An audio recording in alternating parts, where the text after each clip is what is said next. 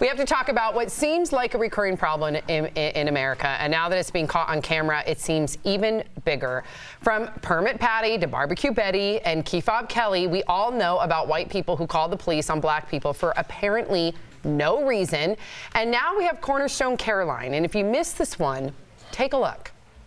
That's right, the son grabbed my sexually assaulted by a child, and I am going home. Goodbye, 911 operator. Now, why don't you upload that to World Star? Wow. Now the little boy Jeremiah and his mother are speaking out about the incident. Watch.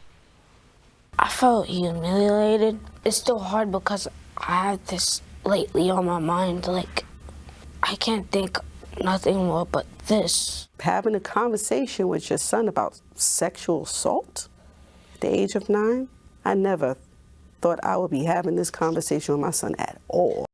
Wow. And Caroline has apologized, and Jeremiah and his mother have accepted her apology.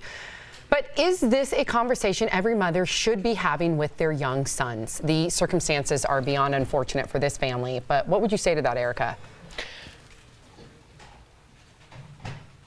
Aww. We saw that kid lose his innocence for the rest of his life. Like, stop and think about that for a moment. I see my little brother in that. I see my nephews. I see my family in that child.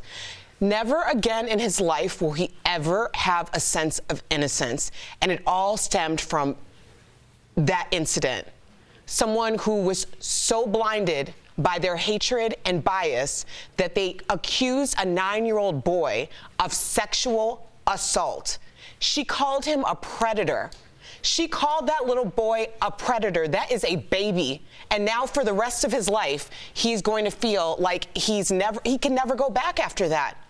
Al, how old were you the first time that you were labeled something that you could never go back from? I mean, it starts so early, Sam.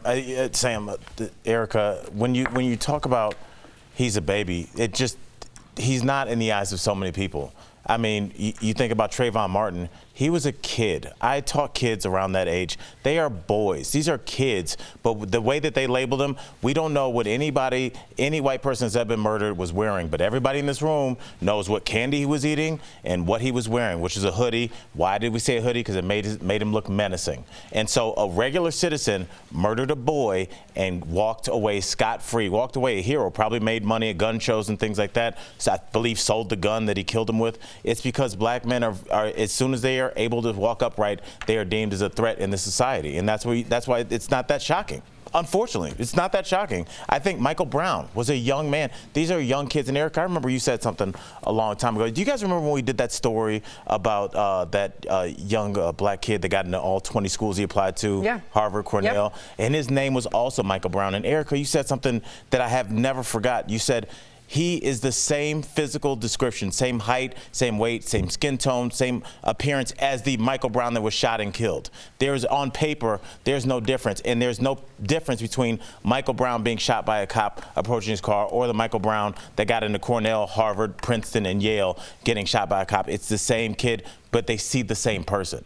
So that's why it's not shocking to me. And that's why she saw that 9-year-old boy as a predator, right. A 9-year-old.